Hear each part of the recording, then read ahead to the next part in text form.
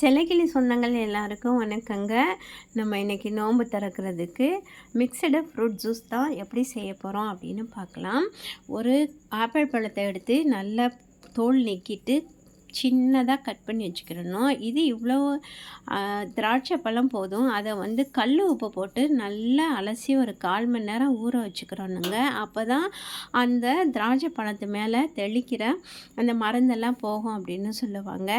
Apple பழத்தை பொடிசாக cut பண்ணிவிட்டு 10 பேரித்தம்பழத்தையும் அந்த மாதிரி பொடிசாக கட் பண்ணி வச்சுக்கிறோனுங்க. 4 நாட்டுப்பழம் வாழைப்பழம் அதை எடுத்து வச்சுக்கணும்.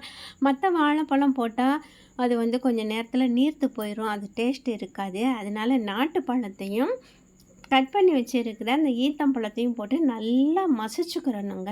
நல்லா இந்த அளவில் மசிச்சுக்கிறணுங்க. அதுக்கு பிற்பாடு பார்த்திங்கன்னா கட் பண்ணி வச்சுருக்கிற ஆப்பிள் பழத்தை வந்து நம்ம இதில் கொட்டி அதுலேயும் கொஞ்சம் நல்லா மிக்ஸ் பண்ணிக்கணும்.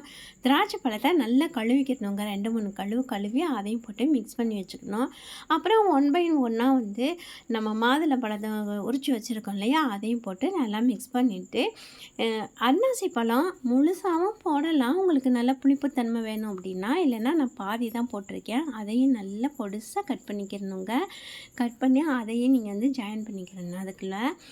அப்புறம் பார்த்திங்கன்னா கலருக்காக இந்த சர்பத்து நான் சேர்த்துருக்கேன். கலருக்கு மட்டும் இல்லை, அதனோட அந்த ஃப்ளேவர் வந்து ரொம்பவே சூப்பராக இருக்குதும்.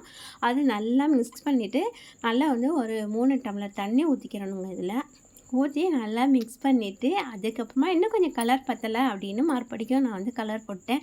இப்போ பாருங்கள், ரொம்பவே கலர்ஃபுல்லாக ரொம்பவே சூப்பராக இருக்குது.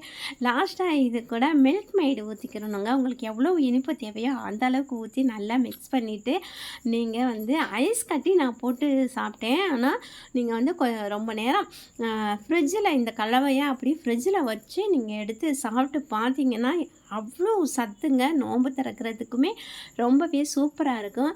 நான் இந்த டம்ளரில் தான் அந்த ஜூஸ் குடித்தேன். அது இந்த டம்ளர் கடைசியாக எனக்கு கையில் வேலையை பார்த்து விட்டுருச்சுங்க.